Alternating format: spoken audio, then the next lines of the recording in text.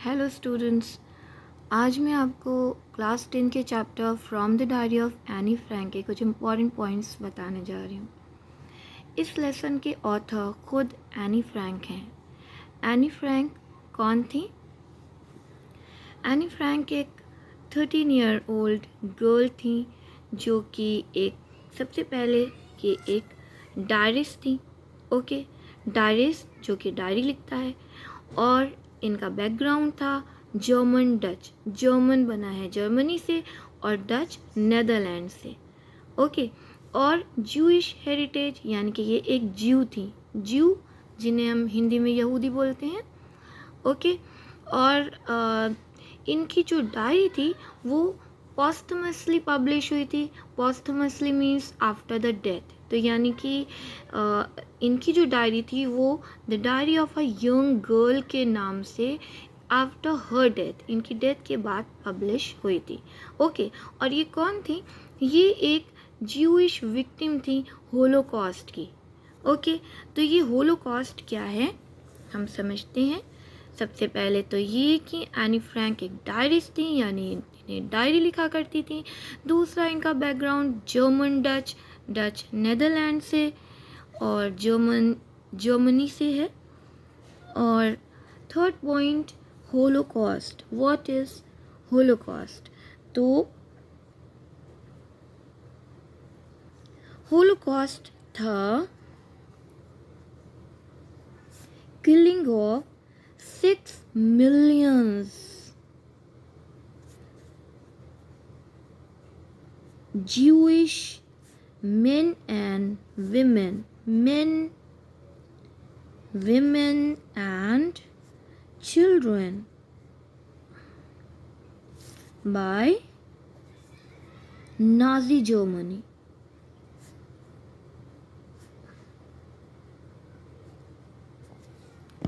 अब आप सोच रहे होंगे नाजी क्या है?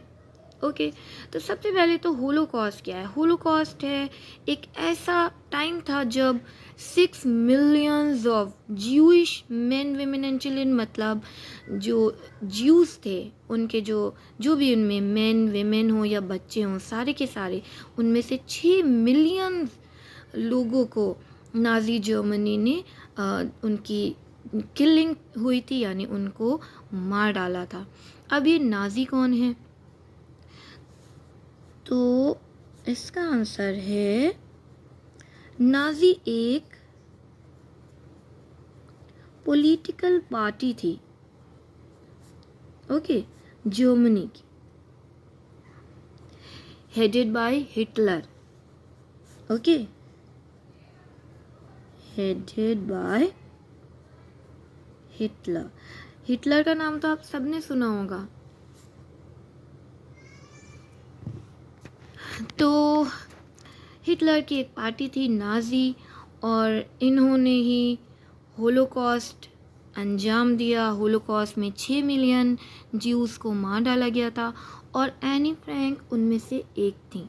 ठीक है, तो अब हम पढ़ेंगे एनी फ्रैंक के बारे में कुछ और, जैसे कि इनका फुल नेम था एनिलीज मैरी एनी फ्रैंक। ओके, और शी वॉज बोर्न ऑन 12 जून 1929। ठीक है, 1929 में ये बॉर्न हुई थी।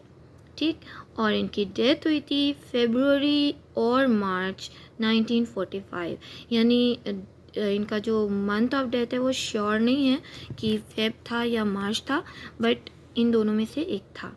ओके, तो ये एक जर्मन बॉर्न जूइश गर्ल थी। ठीक है, और इन्होंने ये डायरी लिखी थी हाइडिंग में। हाइडिंग मतलब ये छुपी हुई थी with a family and 4 friends in Amsterdam. Amsterdam एक जगह है जहाँ पर ये अपनी फैमिली और 4 दोस्तों के साथ छुपी हुई थी। शी वेंट इनटू हाइडिंग में थी। कब हाइडिंग में ये गई? जबकि नेदरलैंड जो था वहाँ पे जर्मनी के लोग ने नेदरलैंड को ऑक्यूपाई कर लिया था, मतलब नेदरलैंड पे कब्जा कर लिया था। ठीक है, वर्ल्ड वॉर 2 के टाइम पर।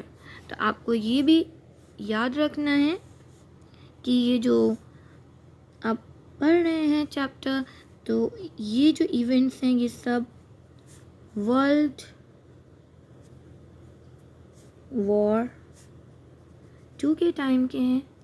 ओके, तो जैसा कि आप जानते हैं अब कि ज्यूस पर बहुत ज़्यादा उनको हैरेस किया जाता था। उस टाइम पर बहुत उनको हैरेस किया जाता था और उनको उनकी किलिंग हुई थी, जैसा कि अभी बताया था मैंने कि 6 millions of Jews were killed. तो इसलिए जो एनी थी, एनी फ्रैंक अपनी फैमिली के साथ हाइडिंग में चली गई थी, यानी कि छुप गई थी। ठीक है, तो इनके फादर थे ऑटो फ्रैंक। ओके, तो एक इम्पॉर्टेंट पॉइंट ये है कि एनी के फादर थे ऑटो फ्रैंक, और ये जो ऑटो फ्रैंक थे ये ओनली सर्वाइवर थे, ओनली सर्वाइवर ऑफ होलोकॉस्ट।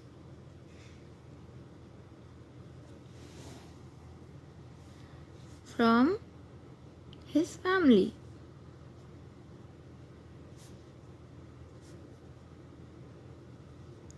ठीक है, मतलब ये कि एनी की फैमिली से जितने भी लोग थे, तो जितने भी लोग हाइडिंग में वहाँ पर थे, ये लोग कहाँ पे हाइडिंग में थे? ऑटो फ्रैंक के ऑफिस बिल्डिंग में। ठीक है, ऑटो फ्रैंक की ऑफिस बिल्डिंग में।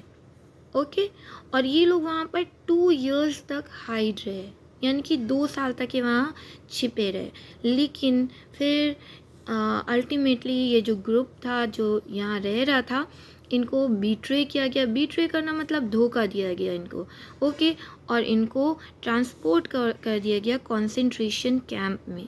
अब हो सकता है आप सोच रहे हो कि कॉन्सेंट्रेशन कैंप क्या है।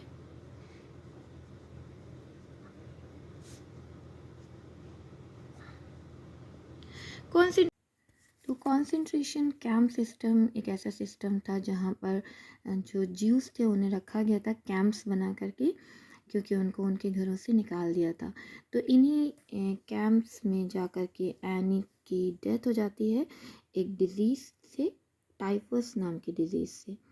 ओके, और इनके जो फादर थे ऑटो फ्रैंक, ये ओनली सर्वाइवर थे, only survivor of the group. मतलब ये जो ग्रुप था जो हाइडिंग में 2 साल रहा था, तो जब ये कैंप्स में चले गए तो वहाँ पर अकेले ज़िंदा बचने वाले, सर्वाइवर मीन्स ज़िंदा बचने वाले, तो ओनली सर्वाइवर मतलब अकेले जो एक ज़िंदा बचे थे उस ग्रुप से, वो इनके फादर ऑटो फ्रैंक थे।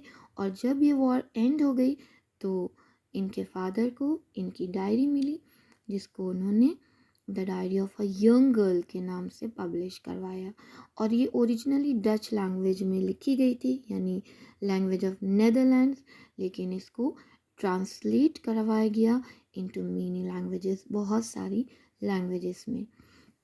और इस चैप्टर को जब आप इसकी समरी पढ़ेंगे तो आप देखेंगे कि जो एनी ने अपना अकाउंट दिया है, तो उसमें जो कॉन्सेंट्रेशन कैंप की सफरिंग्स थी उनको बिल्कुल भी डिस्कस नहीं किया है, क्योंकि ये जो हाइडिंग में टाइम उसका स्पेंड हुआ था वहाँ पर उसने ये डायरी लिखी थी।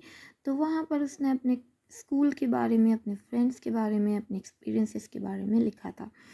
तो यहाँ पर क्वेश्चंस हैं कुछ, जैसे what makes writing in a diary a strange experience for Anne Frank. तो एनी फ्रैंक के लिए डायरी राइटिंग एक स्ट्रेंज एक्सपीरियंस क्यों था? तो आपको पता है, इससे पहले की वीडियो में बता चुकी हूँ मैं कि क्योंकि एनी ने कभी इससे पहले डायरी नहीं लिखी थी, इसलिए एक स्ट्रेंज एक्सपीरियंस था। दूसरा, why does Annie want to keep a diary? Annie diary क्यों रखना चाहती है? क्योंकि Annie had no friend, Annie का कोई दोस्त नहीं था, और जो फ्रेंड्स थे भी तो उनसे या अपनी सिस्टर से वो हर बात शेयर नहीं कर सकती थी। तो उसने डायरी लिखना डिसाइड किया, क्योंकि वो अपनी डायरी से सब कुछ शेयर कर सकती थी। उसने अपनी डायरी को एक पेट नेम दिया था, kitty. Why did Annie think she could confide more in a diary than in people? Any को ऐसा क्यों लगा कि वो लोगों से ज़्यादा डायरी पर ट्रस्ट कर सकती है? क्योंकि जो लोग होते हैं वो अक्सर धोखा दे देते हैं, और जो डायरी है, तो डायरी में जो भी बात वो पर्सनली लिखेगी तो डायरी उसको उसकी पर्सनल बातों को पर्सनल रखेगी। डायरी को एनी को बिल्कुल भी ऐसा अंदाज़ा नहीं था कि उसकी डायरी कभी पब्लिश होकर के बुक फॉर्म में आएगी और उसको थाउजेंड्स ऑफ पीपल उसको कभी पढ़ेंगे। तो इसमें आगे जब आप इसकी समरी पढ़ेंगे तो उसमें आपको मिस्टर कीजिंग, जो इसका एक one of the main characters of this chapter है, मिस्टर कीजिंग, इनके बारे में आपको थोड़ा सा डिस्क्रिप्शन मिलेगा। मिस्टर कीजिंग कौन थे? एनी के टीचर थे जो कि उसको मैथ्स पढ़ाते थे और ये अनॉयड हो गए थे एनी से। एनी बता रही है कि उसके टीचर अनॉयड हो गए थे उससे। क्यों? क्योंकि देखिए आप लिखा है उसने because I talk so much, क्योंकि वो बहुत बात करती थी। वो लिख रही है कि मैं बहुत बात करती थी इसलिए उनसे अनॉय हो गए थे। और अनॉय मतलब गुस्सा हो जाना।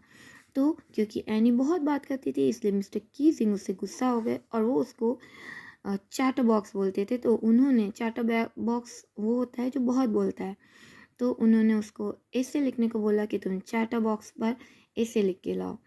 एनी बहुत ही ब्रेवरी के साथ वाइजली ये ऐसे लिख के लाती है और उसको पढ़ करके मिस्टर कीजिंग उसे एक दूसरा असाइनमेंट दे देते हैं, एन इनकरेजिबल चैटर बॉक्स।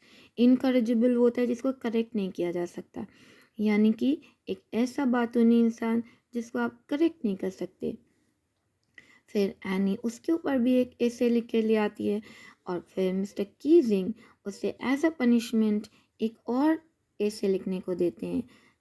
उसका टॉपिक होता है quack quack quack said mistress chatterbox. और इस बार एनी इस ऐसे को वर्स फॉर्म में लिखती है। वर्स फॉर्म मतलब पोइट्री फॉर्म में लिखती है, जो आइडिया उसे उसकी दोस्त फ्रेंड सैन ने दिया था। सैन ने बोला था कि तुम वर्स फॉर्म में ये ऐसे लिखो, और ये ऐसे लिख करके एनी लाती है और उसमें वर्स फॉर्म में वो स्टोरी लिखती है एक एक मदर डक की और उसके 3 बेबी डकलिंग्स की। ठीक है, डक और उसके 3 बच्चे, और जिनको they were beaten to death by the father, जिनको उनके फादर ने काट काट के उनको मार डाला था। क्यों?